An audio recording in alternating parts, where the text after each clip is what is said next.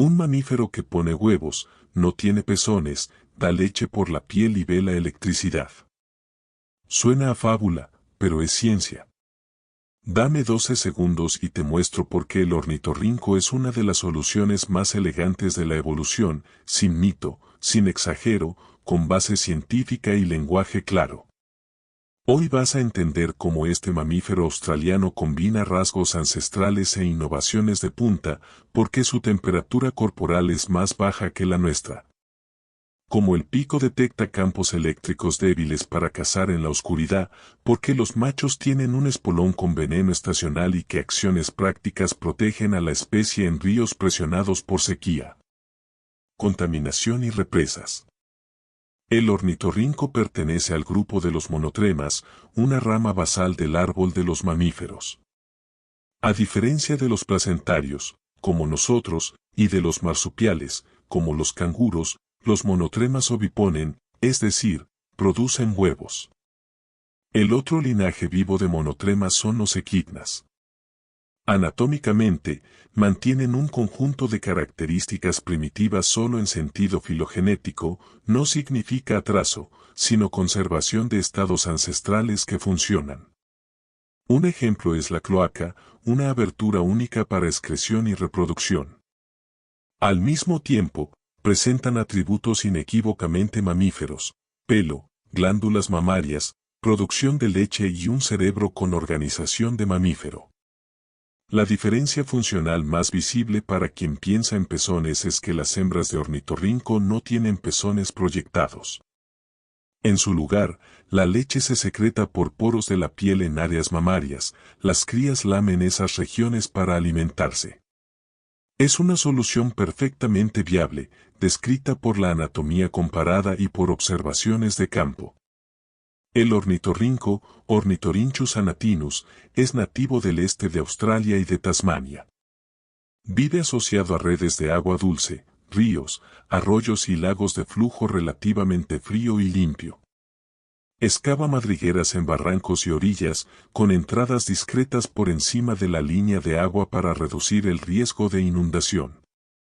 Gran parte de su actividad ocurre al crepúsculo y de noche, forrajeando bajo el agua por invertebrados bentónicos, larvas de insectos, efemerópteros, tricópteros, dípteros, pequeños crustáceos, anélidos y moluscos.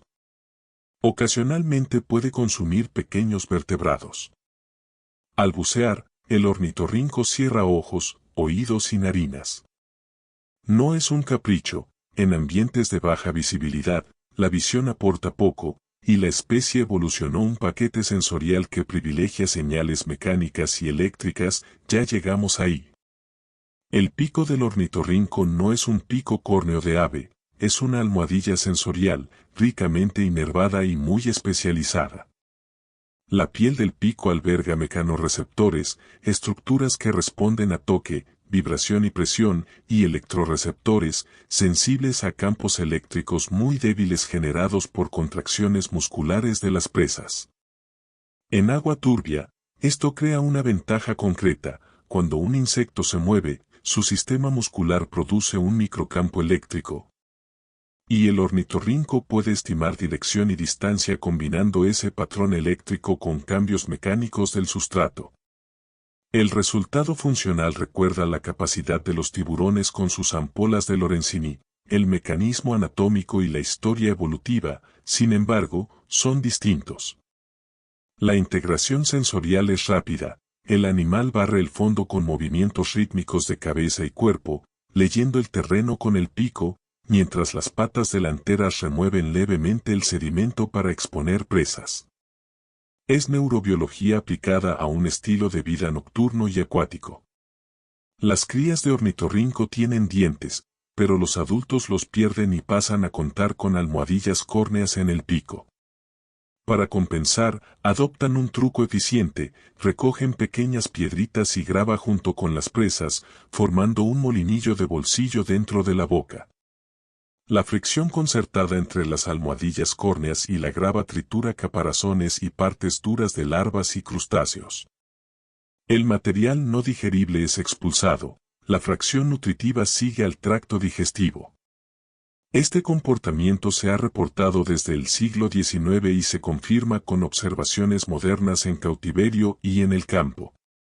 Es un ejemplo de solución conductual que complementa la anatomía. La locomoción subacuática combina propulsión con las patas anteriores palmeadas y control fino con la cola y las patas posteriores. Durante la fase de empuje, la membrana interdigital amplía el área efectiva y empuja el agua con eficiencia. En la fase de recuperación, esa membrana se recoge parcialmente, reduciendo el arrastre. La cola achatada actúa como timón y también como reserva de grasa, importante para periodos de menor alimento y para amortiguar fluctuaciones térmicas. El pelaje es extremadamente denso, creando una capa de aire aislante que reduce la pérdida de calor, esencial en aguas frías. La temperatura corporal del ornitorrinco ronda 31 a 32 grados centígrados, más baja que la de muchos mamíferos placentarios.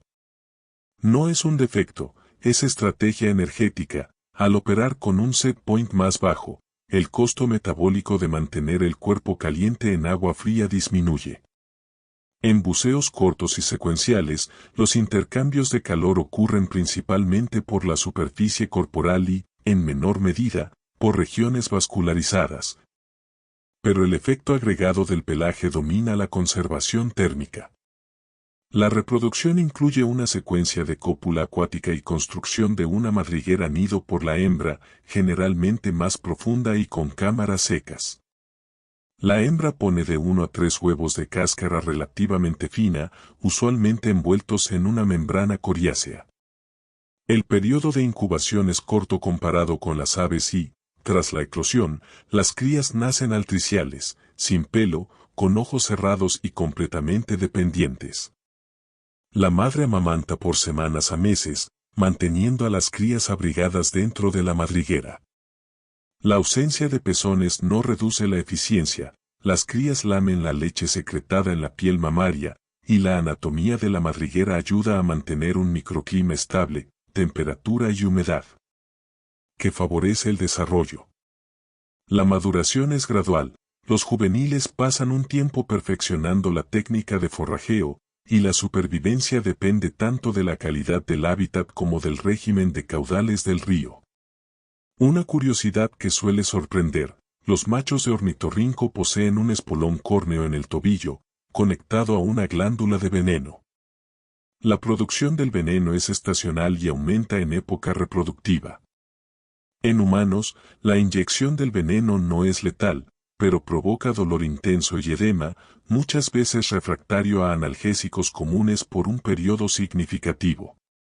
La hipótesis funcional más aceptada es que actúa en disputas intraespecíficas entre machos, como arma disuasoria. Para alimentarse, el veneno es irrelevante, el ornitorrinco no lo usa para capturar presas. En términos de seguridad, la regla es simple, no manipules fauna silvestre. Respetar distancia elimina prácticamente el riesgo. El ornitorrinco también llama la atención por su genética. A diferencia del par XY clásico en muchos mamíferos, los machos poseen múltiples cromosomas sexuales organizados en cadena durante la meiosis. Estudios genómicos revelan mosaicos interesantes, conjuntos de genes con funciones compartidas con otros mamíferos y algunos arreglos que recuerdan vías antiguas presentes en otros amniotas. No significa que el ornitorrinco sea mitad reptil, significa que las líneas divergieron temprano y preservaron combinaciones distintas de características que funcionan. El genoma ayuda a explicar particularidades fisiológicas, como aspectos del metabolismo, de la lactancia sin pezones y de la sensibilidad electrosensorial. Comparar monotremas, marsupiales y placentarios ofrece pistas sobre cómo las vías del desarrollo mamífero se modularon en cada linaje. El desafío fisiológico es bucear repetidamente en agua fría, mantener el cerebro oxigenado y volver con saldo energético positivo. El ornitorrinco realiza apneas cortas, generalmente de decenas de segundos, intercaladas con pausas rápidas en la superficie. La distribución del flujo sanguíneo prioriza tejidos críticos durante la apnea y el patrón de buceos refleja el balance entre costo de búsqueda y ganancia por captura. En condiciones de alta turbidez, la ventaja sensorial del pico se acentúa. Como la visión ya se usa poco, la eficiencia no cae cuando el agua se vuelve chocolate. El animal ajusta duración de buceos, velocidad de barrido del sustrato y tiempo en cada microhábitat, raíces, piedras, remansos, para optimizar el retorno energético. En áreas urbanas y periurbanas, los ornitorrincos pueden usar canales y drenajes como corredores si, y solo si, la calidad del agua es adecuada y existe conectividad con tramos naturales. Los riesgos relevantes incluyen perros sueltos, redes de pesca mal colocadas y alteraciones bruscas de caudal por descargas de represas. Buenas prácticas de convivencia incluyen mantener vegetación ribereña, reducir sedimentos y nutrientes que causan eutrofización, instalar pasos que permitan la movilidad longitudinal a lo largo del río y adoptar reglas locales para minimizar captura accidental.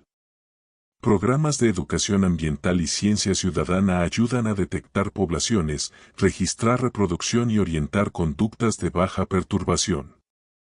Listas globales pueden clasificar la especie como de preocupación relativamente baja, pero la escala local importa.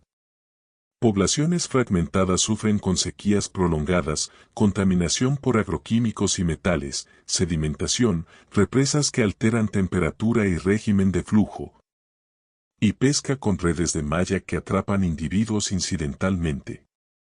Incendios forestales severos, como los de 2019-2020 en Australia, afectan cuencas enteras, alterando sombra, carga de cenizas y calidad del agua.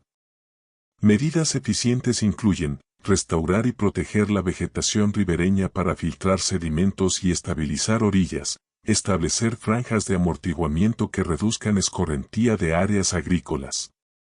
Diseñar pasos acuáticos bajo carreteras, regular caudales ecológicos mínimos en represas, prohibir o adaptar redes en tramos críticos, y mantener monitoreo poblacional con protocolos estandarizados. Cada acción se sustenta en hidrología, ecología fluvial y manejo adaptativo. ¿Remiendo de la evolución? No. Es un mamífero exitoso que resolvió problemas comunes, alimentarse, reproducirse, mantener temperatura, con un conjunto propio de soluciones. ¿El pico es duro como el de un pato? No, es una almohadilla sensorial con alta inervación y receptores especializados. ¿Da toques? No, no emite electricidad, detecta señales eléctricas de otras fuentes. ¿Peligroso para las personas? El macho posee un espolón con veneno y puede herir si es manipulado, manteniendo distancia, el riesgo es prácticamente nulo. ¿Mitad reptil?